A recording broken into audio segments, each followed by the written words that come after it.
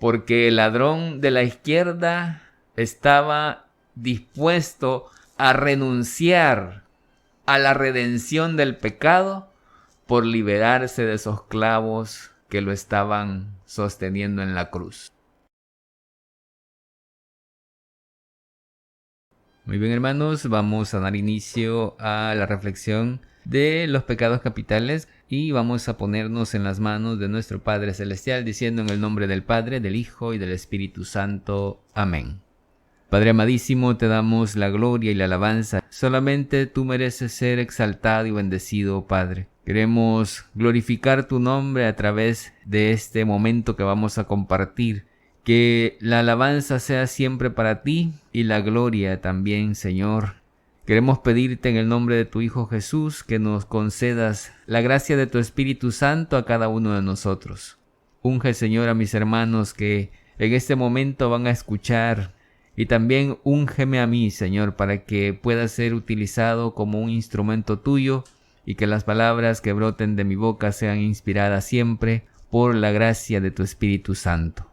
Todo lo ponemos en tus manos y también bajo la intercesión de María Santísima, nuestra Madre. Te lo pedimos, Padre, a ti que vives y reinas por los siglos de los siglos. Amén. En el nombre del Padre, del Hijo y del Espíritu Santo. Amén. Ahora, hermanos, vamos con la segunda palabra que Jesús pronunció en la cruz. Yo te aseguro, hoy estarás conmigo en el paraíso. Acá la vamos a relacionar con el pecado de la envidia. La segunda palabra que Jesús pronunció en la cruz fue precisamente en reparación por este pecado, por el pecado de la envidia. La envidia es la tristeza ante el bien de otra persona y también es la alegría ante el mal de otra persona. Podríamos decir que la envidia viene a ser así como en nuestros corazones, ¿no? Como lo que la herrumbre es para el hierro o lo que las polillas son también a la lana o a la ropa, ¿no? Que la empiezan a carcomer. También podríamos decir que la envidia para nuestro corazón es como lo que las termitas son a la madera. La van corroyendo, la van destruyendo y al final puede llegar hasta podrirse, ¿no? Es el asesinato, pues, así del amor hacia nuestros hermanos. Eso es la envidia.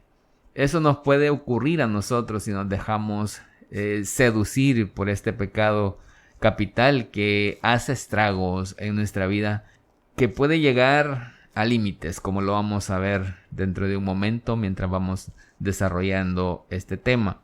Porque aquí nos ocupamos precisamente de la envidia injusta, ¿no? Porque puede haber una envidia justa, en el sentido de que la envidia justa es como aquello que nos lleva a imitar los buenos ejemplos de aquellos santos, ¿no? Aquellas personas que hacen el bien y también a progresar con aquellos que son mejores que nosotros.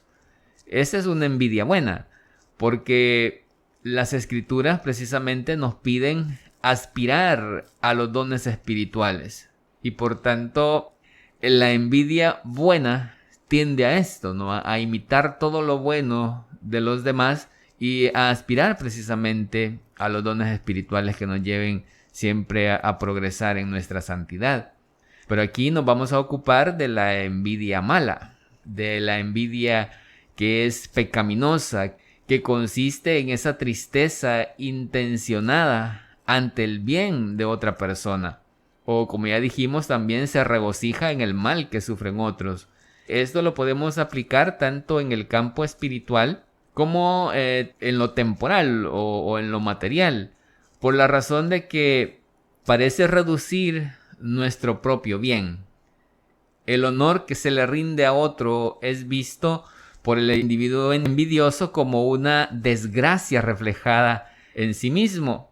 En este sentido, tenemos que ir como viendo, ¿no? Ese aspecto de nuestra vida por donde vamos encaminados, para ir viendo cómo estamos en esta área.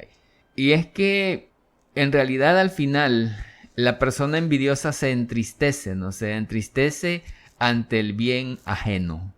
La envidia se manifiesta de diferentes formas, por ejemplo, en discordias, en odio, en una alegría maliciosa, en murmuraciones, en infamias también que se pueden proferir contra otro.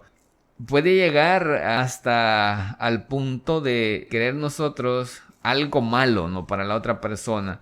Puede llegar hasta los celos, que son terribles también y pueden acabar en algo malo, y también en calumnias.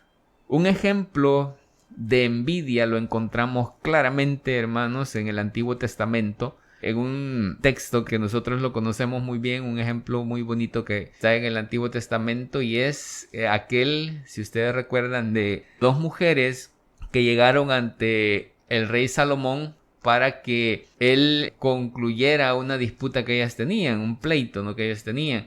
La primera mujer dijo: yo y esta mujer vivíamos en una misma casa y el hijo de esa mujer murió una noche porque ella se había acostado sobre él.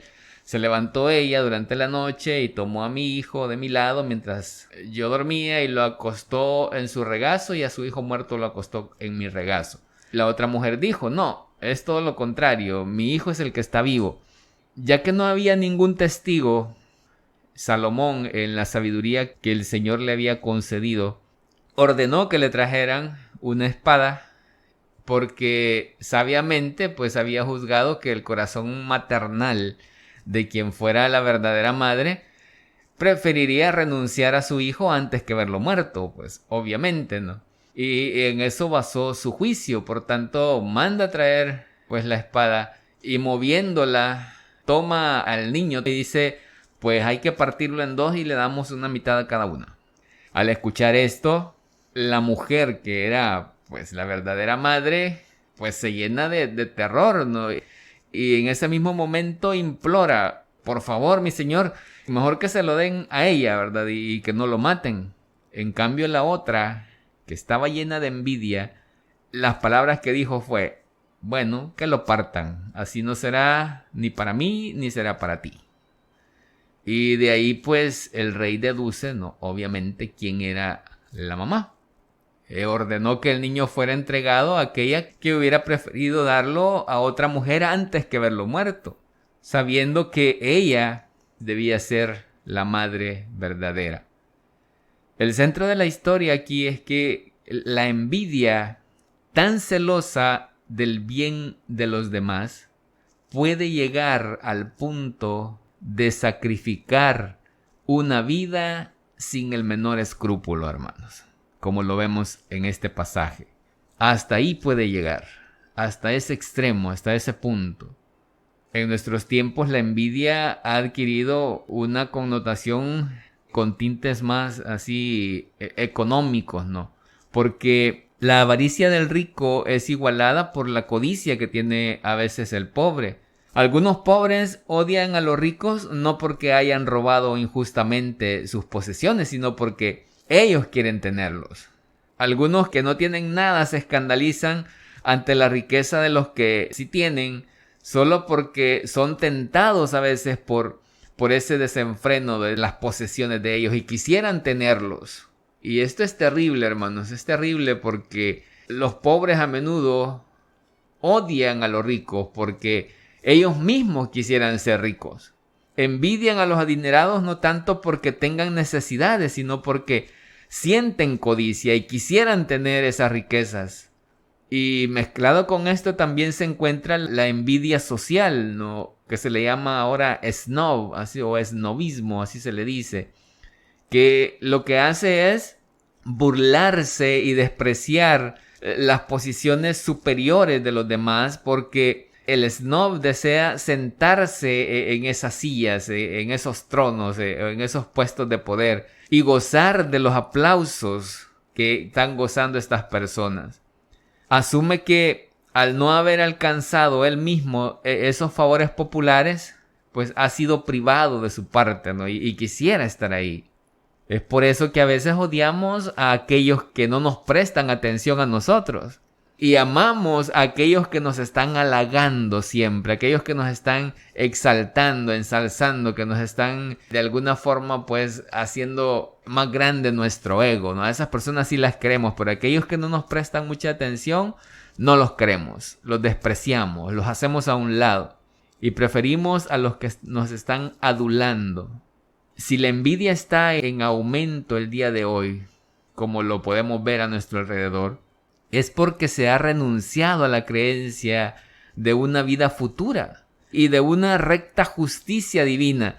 Si esta vida lo es todo, ellos creen que deben tenerlo todo. A partir de ese momento, la envidia hacia los demás se convierte en su norma de vida. Y eso lo podemos ver en cualquier ámbito, ¿no? Pasa más quizás en las figuras públicas. Vemos cómo a veces en las campañas políticas los que van como candidatos dicen, no, yo cuando esté allí voy a ayudar, yo cuando esté allí voy a hacer lo otro, porque esta gente son ladrones, porque estos son los otros, pero al final, cuando llegan al poder, todo vuelve a ser lo mismo. Lo único que cambia es la gente que está a veces aprovechándose, ¿no? de esa situación o de ese poder que tienen, pero todo sigue igual. Esa es la envidia mala, es aquella que lo que busca es en realidad el tener ellos también. Y hablan mal de los otros porque en realidad están envidiando, ¿no? Es esa posición en la que se encuentran los otros o esos bienes que los otros tienen, bienes materiales. Nuestro Señor Jesucristo fue incesante en su predicación contra la envidia. A aquellos que la sentían ante la misericordia que alcanzaban las ovejas perdidas. Y es que muchos se enojaban, ¿no? Porque Jesús iba a aquellos despreciados, a aquellos marginados. Les molestaba el hecho de que Jesús les buscara. En una ocasión les describió Jesús a los ángeles del cielo que están regocijándose más por un pecador arrepentido que por 99 justos que no necesitan arrepentirse. A los que estaban envidiosos de la riqueza les advirtió: no amontonen tesoros en la tierra donde hay polía y herrumbre que corroen, ladrones que socavan y roban. Amontonen más bien tesoros en el cielo, donde no hay polía, ni herrumbre que corroban, ni ladrones que socaven y roben. Para aquellos que sentían envidia de poder, como los apóstoles que discutían sobre quién sería el primero en el reino de los cielos, les pone de ejemplo a un niño. Toma a un niño y lo puso en medio y abrazándole le recordó que el reino de los cielos está abierto solo para los que son sencillos como los niños, porque Cristo no está en lo grandioso, sino en lo pequeño. Y el que reciba a un niño como ese en mi nombre, a mí me recibe, dice el Señor. Y el que me reciba, no me recibe a mí, sino a aquel que me ha enviado. Al mismo Padre Celestial estamos recibiendo. Pero su predicación en contra de la codicia no lo salvó a Jesús de los envidiosos. Pilato sentía envidia de su poder. Anás sentía envidia de la inocencia de Jesús porque no podían encontrar algo de qué acusar. Caifás estaba envidioso de la popularidad también que tenía Jesús. Herodes envidiaba la superioridad moral de Jesús. Los escribas y los fariseos envidiaban la sabiduría que tenía él también.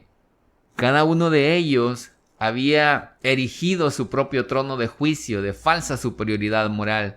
Y desde ahí pudieron condenar a la moralidad en Jesús.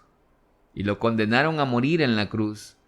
Y miren qué astucia la de la envidia, porque para que nunca más fuera digno de ser envidiado Jesús, le dieron la misma reputación de un malvado. Ya Jesús había nacido pobre en un establo, ¿no? En un pesebre, entre un buey, entre un asno, entre los animales que ahí se encontraban, y ahora vienen y para que la gente ya no se fijara más en él, lo crucificaron entre dos criminales. Ese para ellos, hermano, fue el mayor insulto que pudieron proferir contra Jesús, ya el golpe de gracia, ¿no?, que podían darle.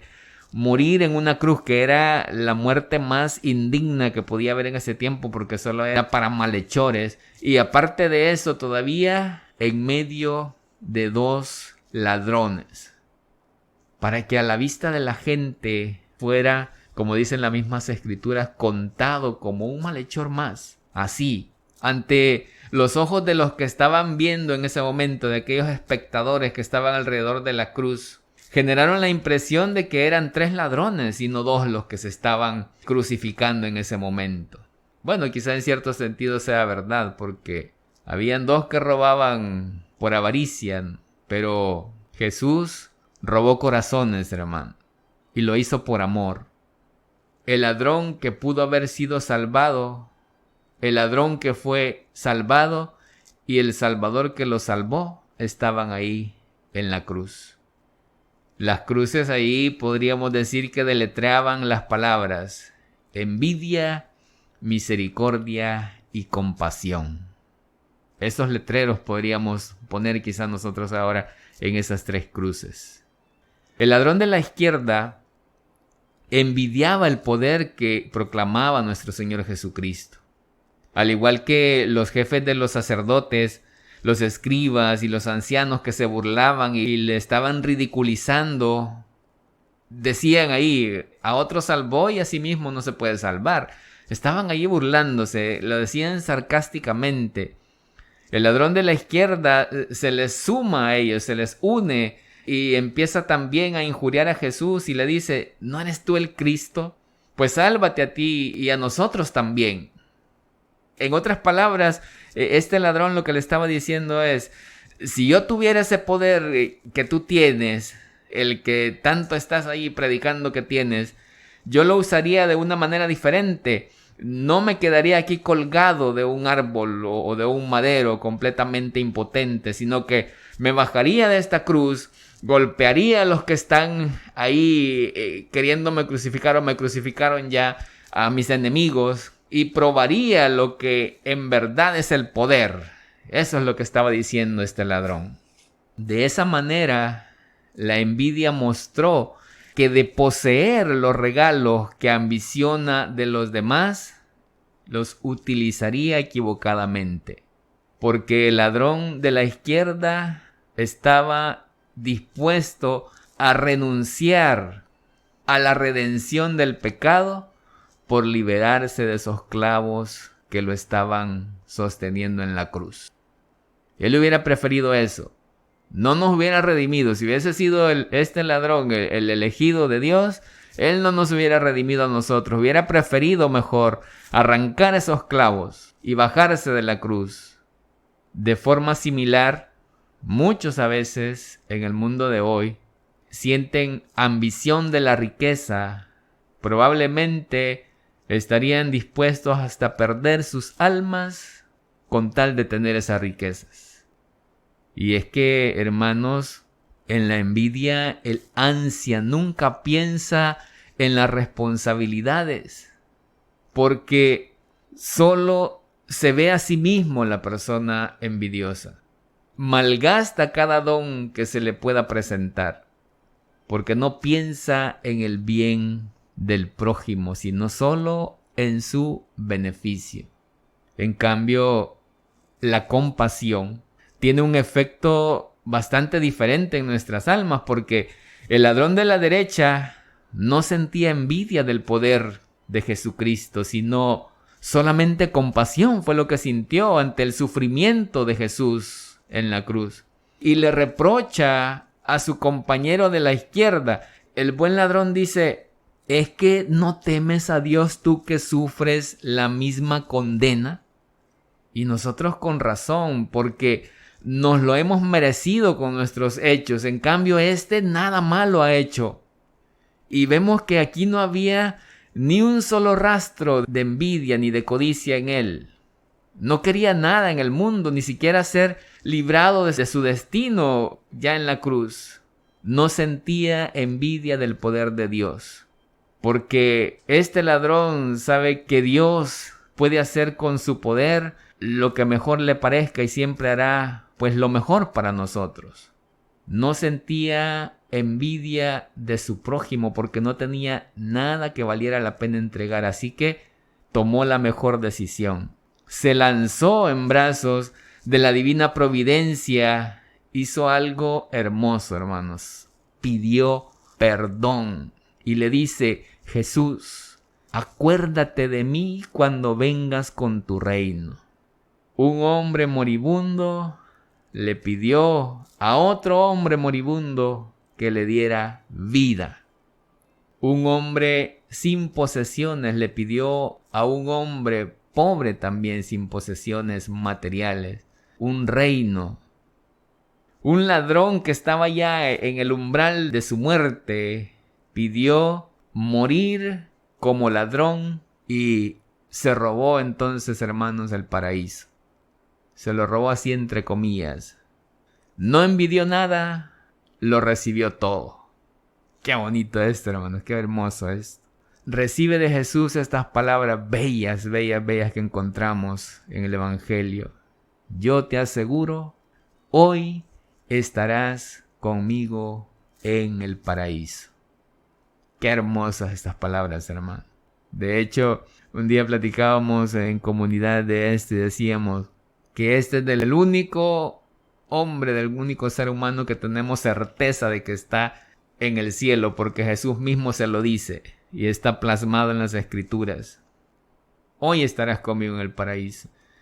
Uno pensaría quizás que habría sido un alma santa, ¿verdad? La primera que iba a adquirir tan fácilmente el cielo, que con la redención de Jesús en la cruz, con esa sangre preciosa, iba a ser quizá el más santo, el primerito en estar gozando del paraíso.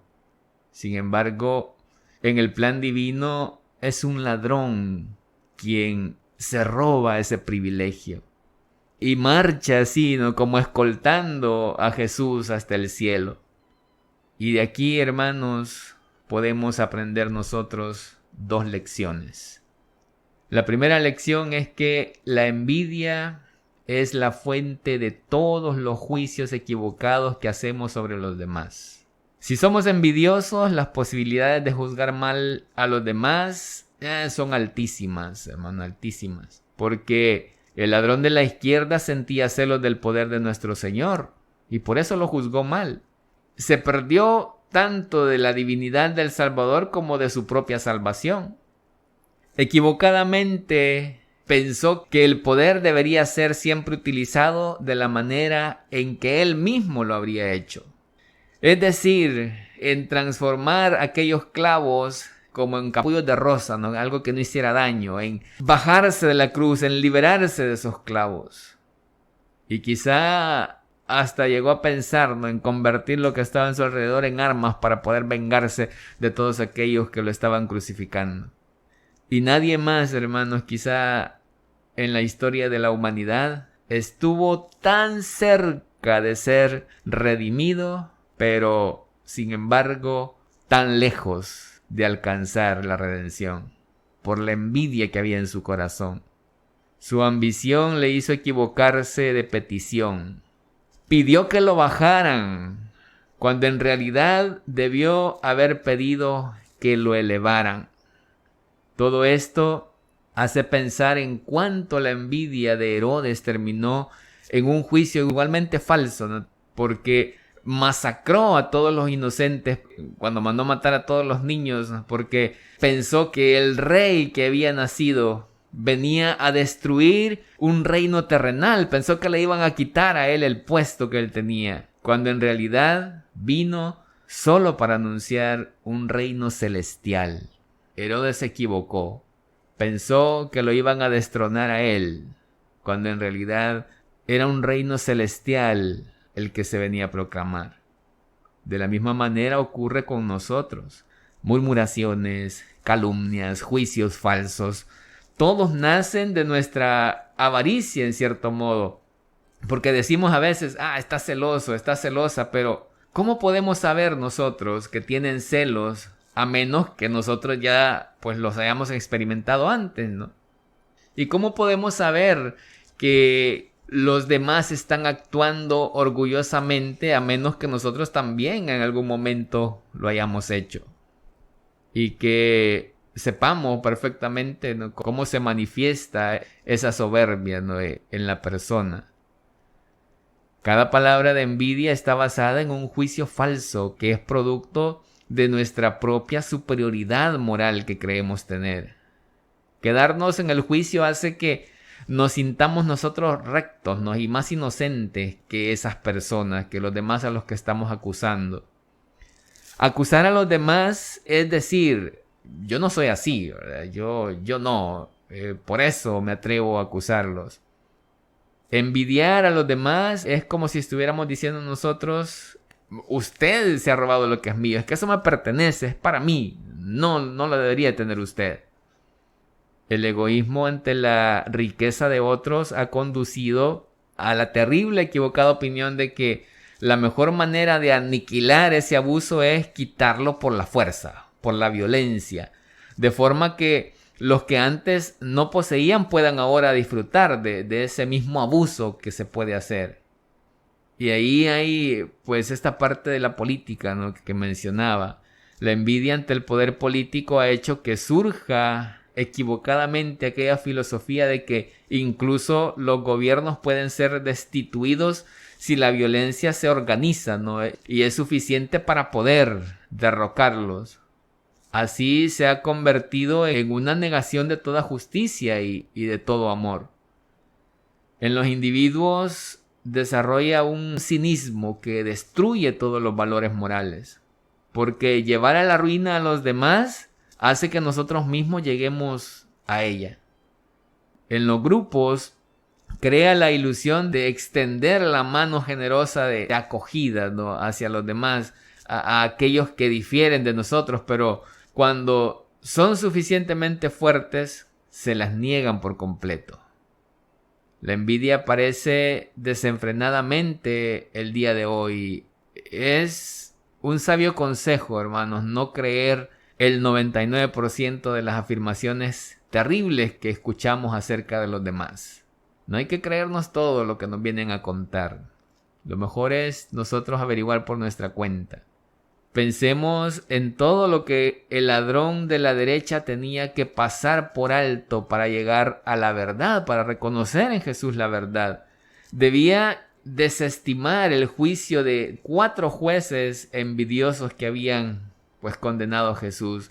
Tenía también que desestimar las burlas de los escribas, de los ancianos resentidos que estaban ahí, ¿no?, también disfrutando de aquel espectáculo. Tenía que ignorar las palabras blasfemas de aquellas personas que estaban ahí, los curiosos, ¿no?, que habían llegado a ver ahí la crucifixión. Estaban gritando también las burlas recelosas de su compañero ladrón que estaba siendo también crucificado. Tuvo él que prácticamente hacer caso omiso de todo eso a su alrededor para poder reconocer en Jesús la verdad. Si hubiera envidiado el poder del Señor, jamás habría sido salvado este ladrón. Encontró paz al no creer en todos aquellos codiciosos que amaban el escándalo, ¿no?, que estaban ahí escandalizando todo. Nosotros también, hermanos, encontramos la paz en esa misma incredulidad. Es posible que exista algo de celo, de ambición detrás de cada comentario y cada murmuración que escuchamos sobre nuestro prójimo. Siempre es bueno recordar que hay más ramas secas bajo el árbol que tiene más manzanas. Recordar que físicamente es imposible que quien nos patea desde atrás logre ir por delante de nosotros. Eso nos debería de servir a nosotros de consuelo. Para aquellos que son atacados injustamente, recuerden esto, esa persona nunca va a poder ir por delante. Siempre vienen por atrás, dando puñaladas. Una segunda lección que debemos aprender de estas palabras es que la única manera de superar la envidia es como lo hizo el ladrón de la derecha, mostrando compasión. Como cristianos de buena fe, todos somos miembros del cuerpo místico de Cristo y por lo tanto debemos amarnos los unos a los otros como Cristo nos amó. Si nuestro brazo sufre una herida, pues todo nuestro cuerpo siente el dolor, ¿no? Así hablando físicamente.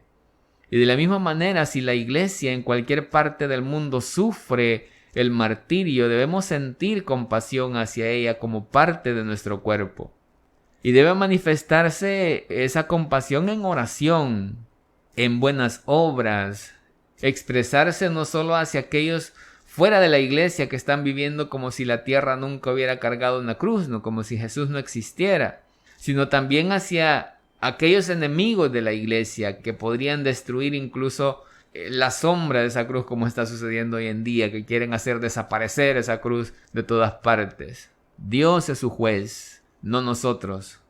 Y como hermanos potenciales ellos de Cristo, hijos de un Padre Celestial, porque son criaturas de Dios, y también hijos potenciales de nuestra Madre Santísima, la Virgen María, deben ser merecedores también de nuestra compasión, ya que también por ellos, hermanos, se derramó la sangre de Cristo en la cruz.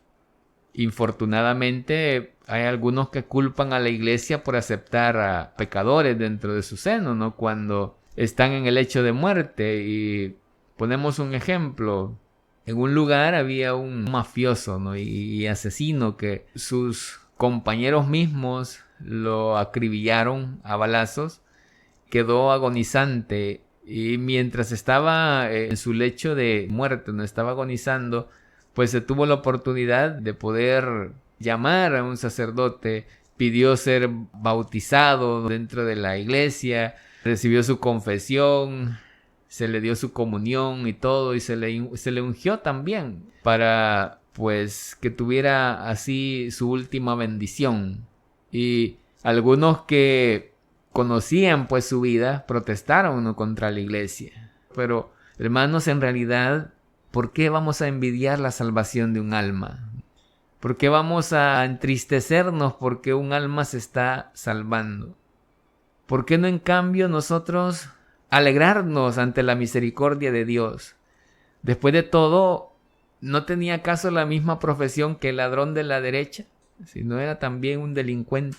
¿Y por qué nuestro Señor no sentiría la misma ansiedad por salvar ladrones de este siglo, ¿no? Así como salvó ladrones del siglo en el que Él estuvo presente entre nosotros? Todos tenemos alma y todos necesitamos que Dios nos salve y que Jesús, que se entregó en la cruz, esté redimiéndonos en nuestras almas. Y es que parecería que la envidia pecaminosa ante la salvación de un malvado es un pecado superior quizá al del robo. Envidiar la salvación de alguien es terrible, hermanos, es terrible. Y hay palabras de consuelo aquí porque uno de los ladrones fue salvo. Por lo tanto, nadie puede desesperar. Hay salvación para aquel que se arrepiente. Tampoco nadie puede presumir de la salvación porque habían dos. El otro se perdió, por lo tanto no podemos presumir tampoco de la salvación.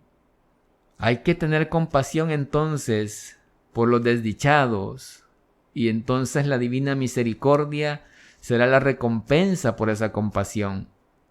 Cuando los fariseos acusaron a nuestro Señor de comer con publicanos y pecadores, Él les respondió reiterándoles la necesidad de misericordia y les dijo: no necesitan médicos los que están sanos, sino aquellos que están enfermos. Vayan pues a aprender qué significa misericordia quiero y no sacrificio, porque no he venido a llamar a los justos, sino a los pecadores. Un día se cuenta que una mujer fue a ver al santo cura de Ars, Juan María Vianney, y le dijo: mi esposo no recibió los sacramentos, no participó de la Eucaristía por muchos años. Fue infiel, malvado e injusto. Acaba de tener un accidente y cayó de un puente y se ahogó. Una muerte doble del cuerpo y del alma, le dice a la mujer. Y el santo cura le responde: señora, hay una distancia entre el puente y el agua. Y es esa distancia la que le prohíbe juzgar. Y es esa misma distancia, hermanos, la que había entre las dos cruces, ¿no? La que salvó al ladrón penitente y condenó al otro. Si el ladrón de la derecha hubiera actuado con pretensiones de superioridad como lo hizo el otro, y hubiese mirado a Jesús con desprecio, habría perdido su alma. Pero ya que fue consciente de su propio pecado, dejó espacio para el perdón. La respuesta de Jesucristo a su petición prueba que para el misericordioso el amor es ciego, hermanos, porque si amamos a Dios y a nuestro prójimo, que incluso puede ser hasta nuestro enemigo quizás, el amor divino se va a quedar ciego, así como lo hizo ante el ladrón de la derecha. Cristo no verá más nuestras faltas y aquella ceguera será para nosotros el amanecer de la visión del amor, de estar con Cristo por la eternidad, de gozar de su presencia. Y tengo acá un hermoso poema que es anónimo, y con esto voy a finalizar. Dime, ladrón atrevido más bendito, que en un abrir y cerrar de ojos te colaste al paraíso y en pleno día te robaste el cielo. ¿Qué ardides pudiste inventar para cumplir con tu propósito? ¿Qué armas? ¿Qué encantos? Amor y fe. Dime, ladrón atrevido más bendito, ¿cómo pudiste descubrir en esa cabeza la corona de un rey? ¿Qué imagen, qué brillo descubriste para ver un reino en una cruz? ¿Cómo pudiste vislumbrar a Dios en un hombre a punto de morir? ¡Qué luz! ¡Qué visión! La visión del dolor. Vi a Dios en su dolor y en esa visión vi la luz. Y así mi dolor engendró consuelo. Acepten este precepto que les doy. Apiádense de él y él se apiadará de ustedes. Utilícenlo y jamás se equivocarán. El cielo puede ser robado otra vez. Pidámosle al Señor que sea Él quien nos guíe y nos ilumine siempre con la luz de su Espíritu Santo, y que nuestra Madre Santísima, con sus ruegos también, nos ayude a imitarla a ella en esa pureza de corazón. La saludamos a ella diciendo: Dios te salve María, llena eres de gracia, el Señor es contigo. Bendita eres entre todas las mujeres, y bendito el fruto de tu vientre, Jesús. Santa María, Madre de Dios, ruega por nosotros pecadores, ahora y en la hora de nuestra muerte. Amén. En el nombre del Padre, del Hijo y del Espíritu Santo. Amén.